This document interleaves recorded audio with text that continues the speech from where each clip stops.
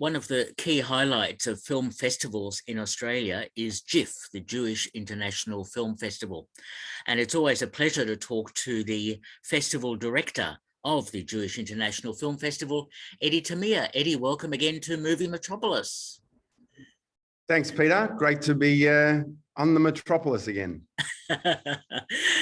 And I can see in your program guide that you're screening, of course, nationally again this year in a number of cities, and including Melbourne from the 24th of October to the 27th of November. And there are 52 films that you've mentioned. Sourcing the films, especially with COVID that's impacted the film industry over the last few years, was that a major issue for you? Well, for the first time, obviously, in 3 years, we were able to start going to the markets again. So we went to Cannes this year and to Doc Aviv in Israel. And that was great. So, great to be where the fresh fruit and vegetables and films are. So, that led us, I guess, to be able to see something, for example, like an Armageddon Time, which we wouldn't have really had a chance to do otherwise, because over COVID, even the biggest films generally were not, even if they were in virtual markets, they wouldn't really allow you to see the big films virtually. So you really needed to go to a physical market, to see a big film. And if we hadn't seen it there, we probably wouldn't be able to kind of hustle for it and time it with the distributor's release and get a premiere of that fresh film, for example. And then there were other films in the market that we sourced that haven't been released in their native countries. A couple of French films like Stay With Us with Gad Elmaleh and Where Life Begins, films that haven't been released in their native market yet. So very fresh stuff, and only when you go to a physical market like that can you, I guess, play the game and bring that type of film back in a timely manner for a premiere. Oh, well done on that. Yes, it's great that you're able to actually attend and to make those connections and get those films. And as we see every year, there's no shortage of films that have Jewish themes in them or around them, etc. And of course, there are a number of Jewish film festivals around the world. So, and this one in Australia is a major one because of the number of films that you select. Yeah, so we all the Jewish film festivals around the world. I mean, mainly in the US, obviously. I think there's, last count is 100 plus Jewish film festivals in America. So it's a big scene.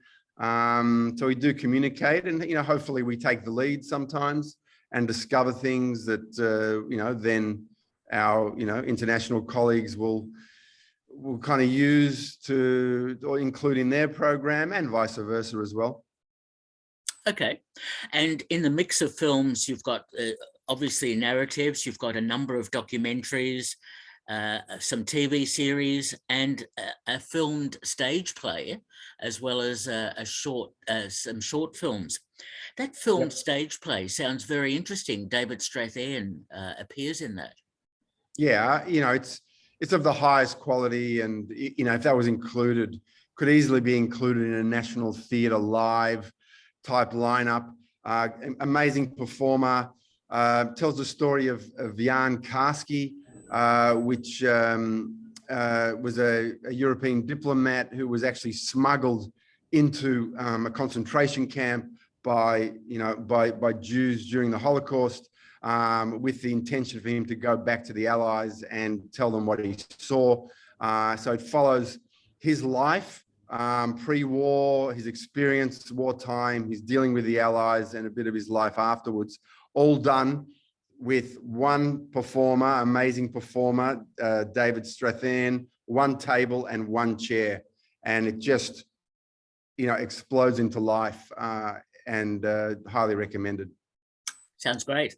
Now, you've mentioned the opening night film Armageddon Time, and it's great to see a new film from James Gray, a well-regarded director, and Anthony Hopkins stars in the film. It sounds like a really good choice for opening night. Yeah, we're really, fortunate to be able to premiere this kind of film.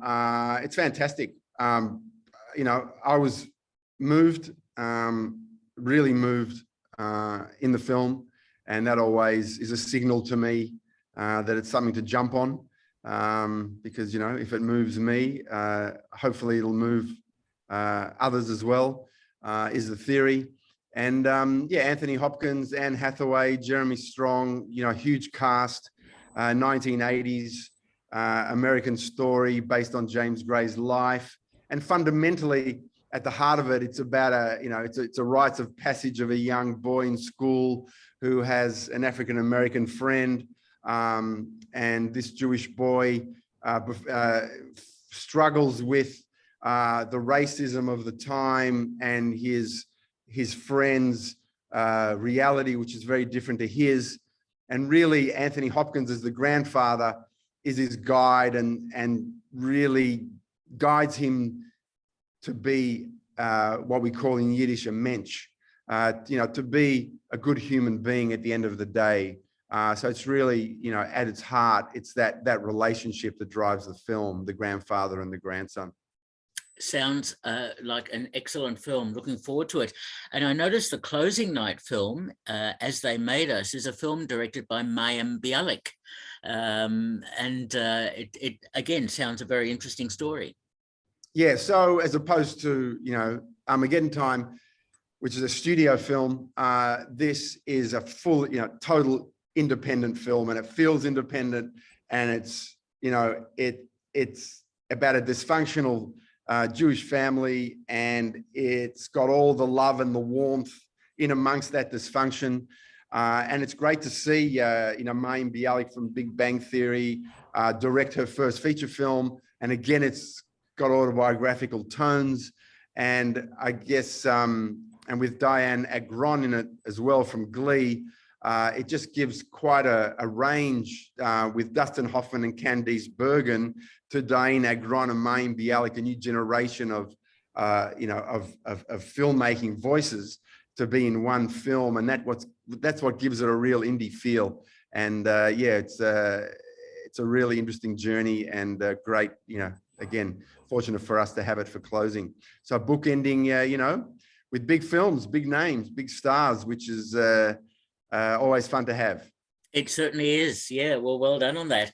Now, I notice there's an Australian film in the mix called To Never Forget. Yeah.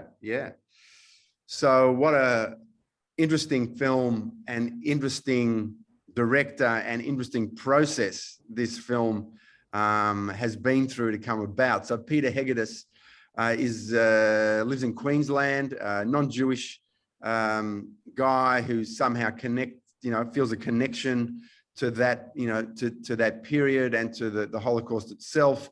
And he found a photo of 5 women of various ages at the edge of a massacre pit during the Holocaust, prior to their execution.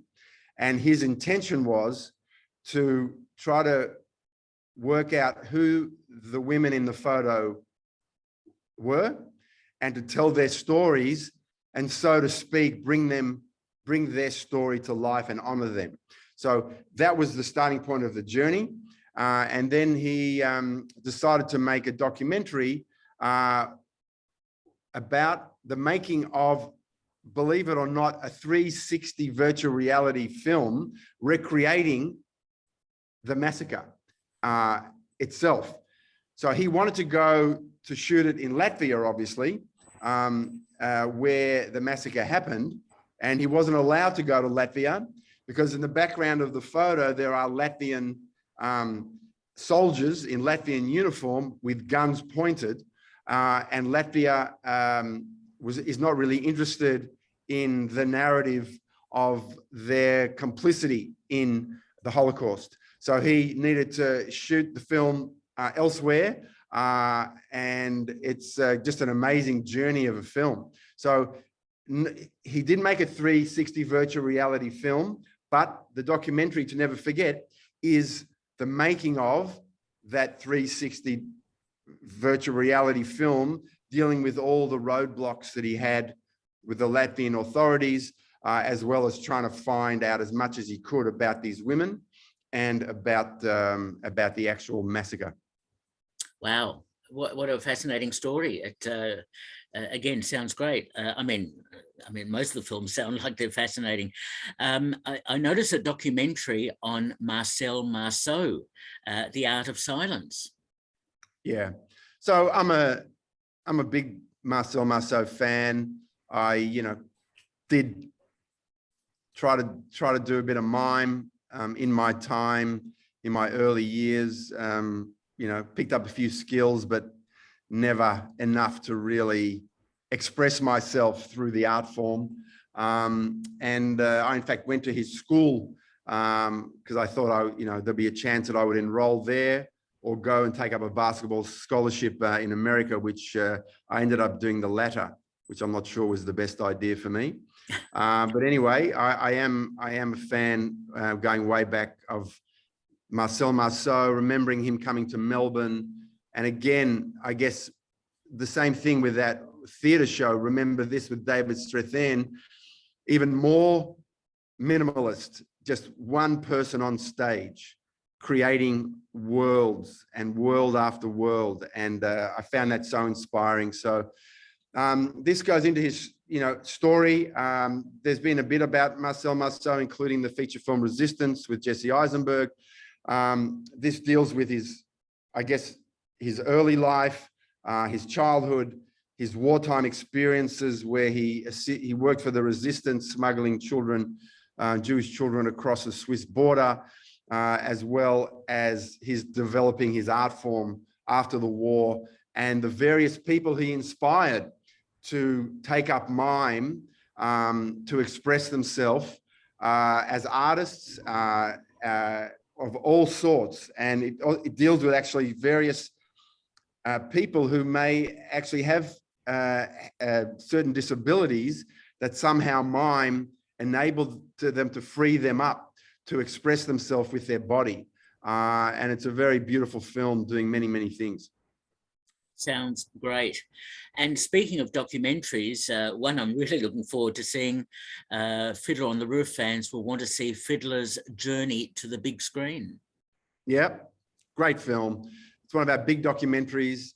It's so appealing and it's so moving. It's so entertaining.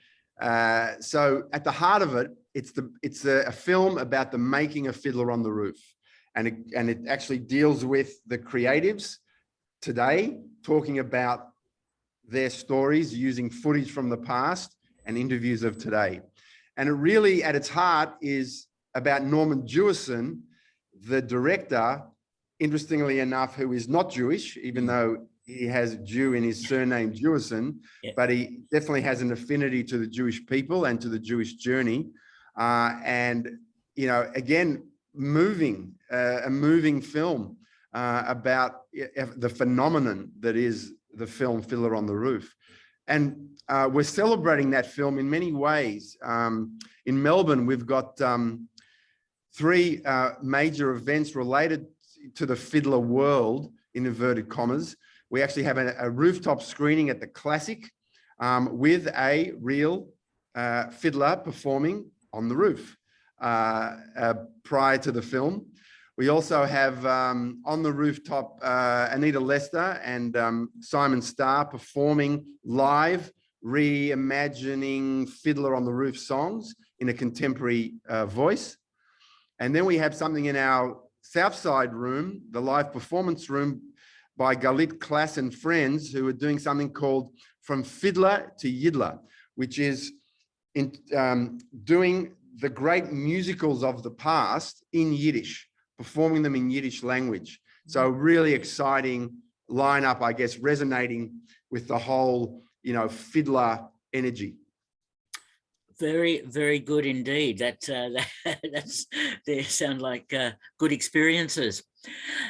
Now, I notice a Slovak film, I think, although there's a number of players in this, called the Auschwitz Report. Yep. So again, one of our big feature films. It was the Slovak entry into the Academy Award Best Foreign Film category this year. And it's an epic film. And it ties in with a couple of films that we've already mentioned, which is the Jan Karski film and another film called Ziegelbaum, The Death of Ziegelbaum. So this Auschwitz Report is based on a real story and the amazing fact that very few people escaped Auschwitz. And this is the story of two people that did, two Jewish concentration camps inmates that did, with an intention, with a file of written records and eyewitness reports about Auschwitz, again, with the intention to present them to the Allies and get them to do something about what was going on. So it's the journey of, I guess, their world in the concentration camp, their actual escape and how they did it, and then their journey escaping till they get to the Allies to present this report. Wow. Looking forward to that. Done as a feature film, not a documentary. Yes, I know, it's a narrative. That's right. I notice an Israeli film. You've got several Israeli films. One that seems to have garnered lots of nominations and awards, a film called Karaoke. Yeah, great film. Again, one of our big feature films. So in the Ophir, in the Israeli Oscars that were on just like a week ago, it was the most nominated.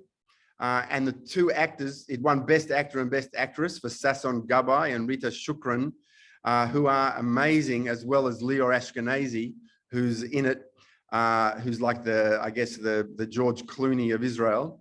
And they do an amazing job, and it's funny and it's moving.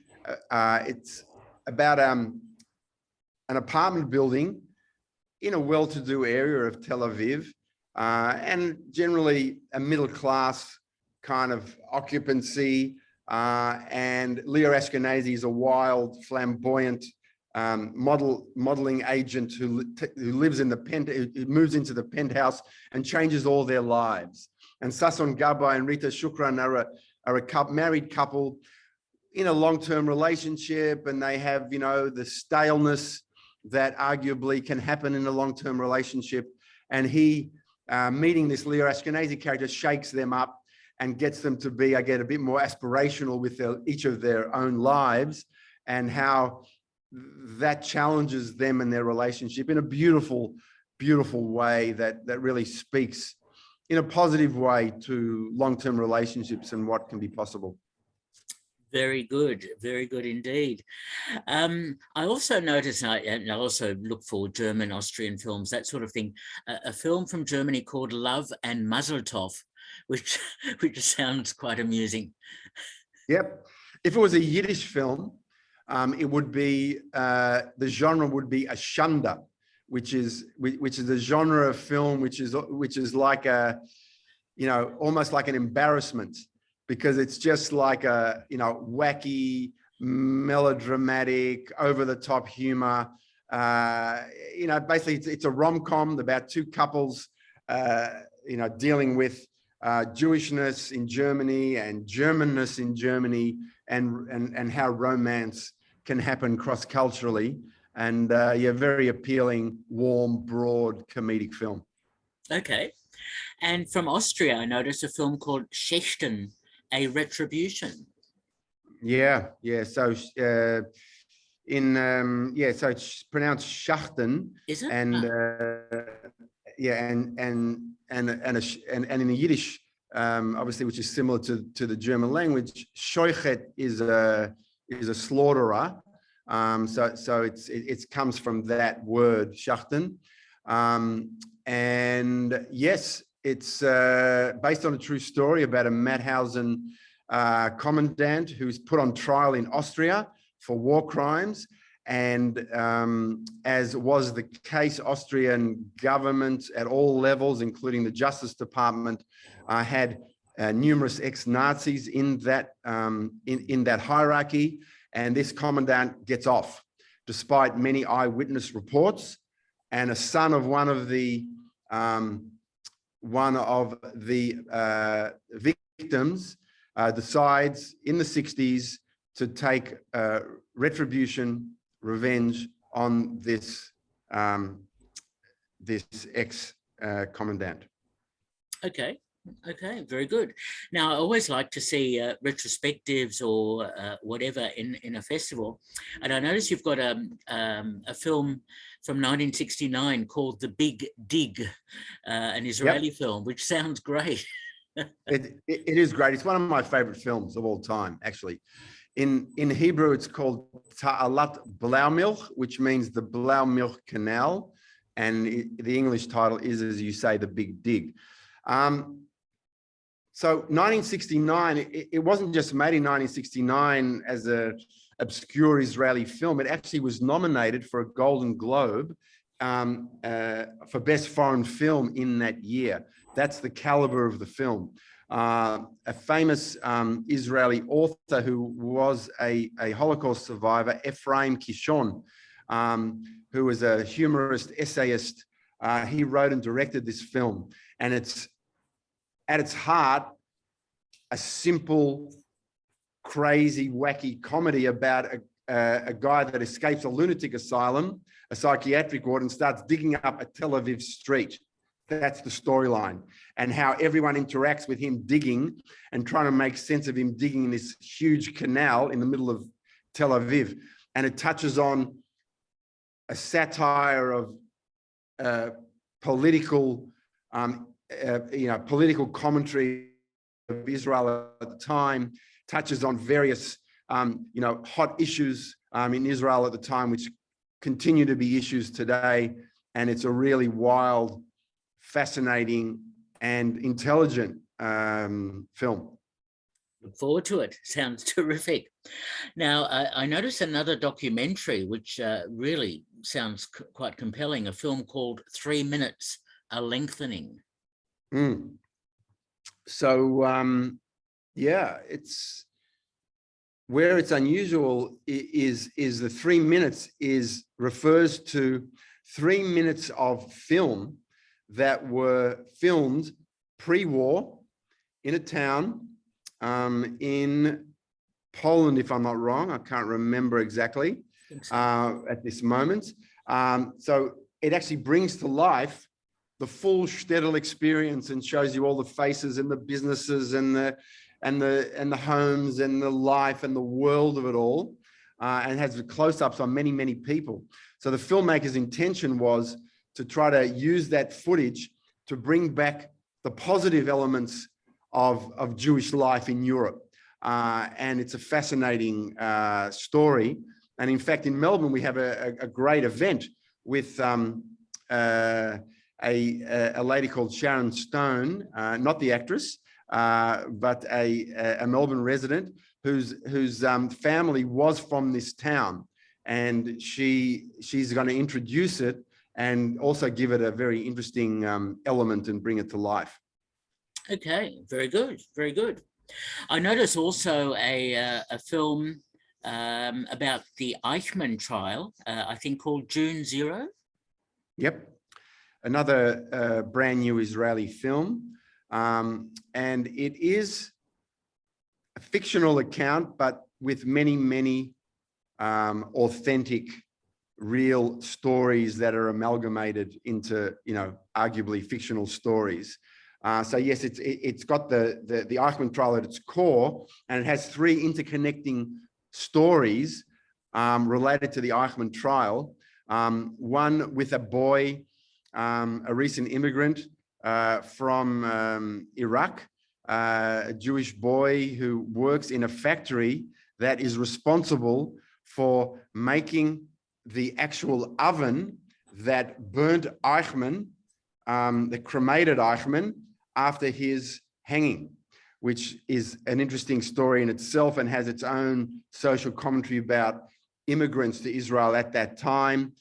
There's another storyline about a character who was a concentration camp survivor who is also in the police department, responsible for dealing with the Eichmann trial, also based on a real life character. And one other storyline about the guard, also from a recent immigrant from an Arabic country, a Jewish immigrant into Israel, who was actually guarding Eichmann so that he wouldn't be injured before his trial and during his trial, again, based on a real life story. So these three characters, basically, it tells their story with the background of the Eichmann trial happening, which has a lot of commentary about Israel at the time and about the world in general.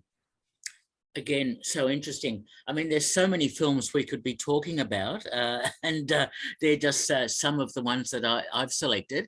Are there any other films or TV series or docos in the program, Eddie, that you would like to draw attention to? Sure. Well, you've definitely covered many. The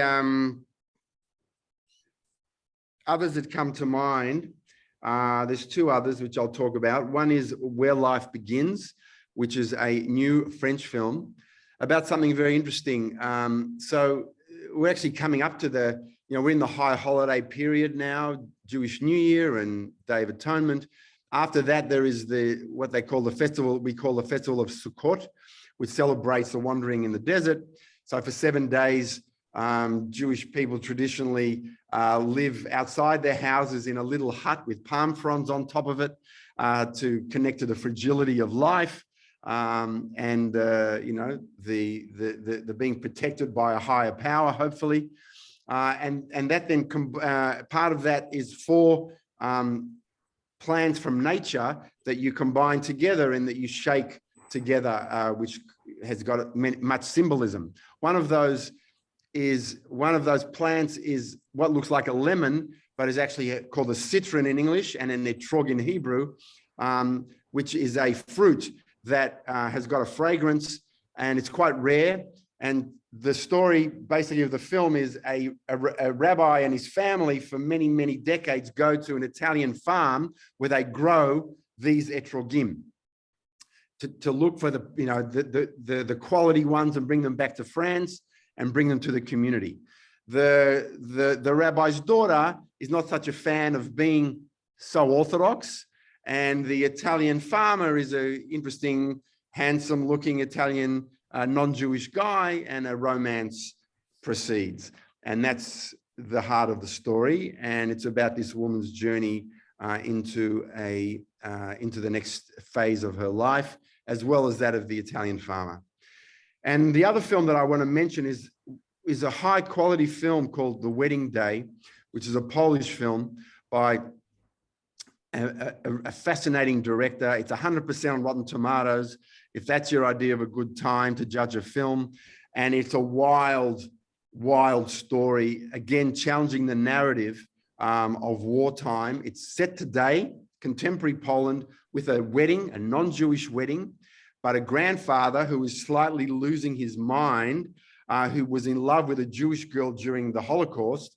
He's flashing back to that story during this wedding, and the wedding has got many anti-Semitic tones in it, many characters in contemporary Poland, and it's a bit of an orgiastic, drunken, bacchanalian kind of wedding that is set, juxtaposed against this wartime story, and it is amazing.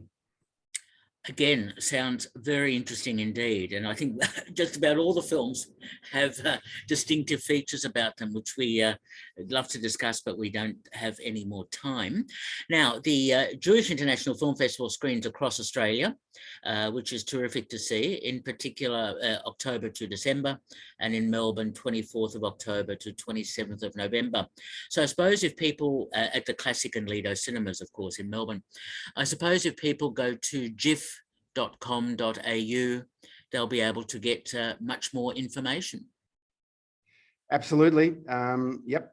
Come and talk to our staff who are ready, willing, and able to answer your questions and look after you and sell you some tickets, hopefully. That sounds terrific. Eddie, again, congratulations on what looks like to be another fine Jewish International Film Festival. And we've been speaking to the festival director, Eddie Tamir. Eddie, thanks again for talking with me.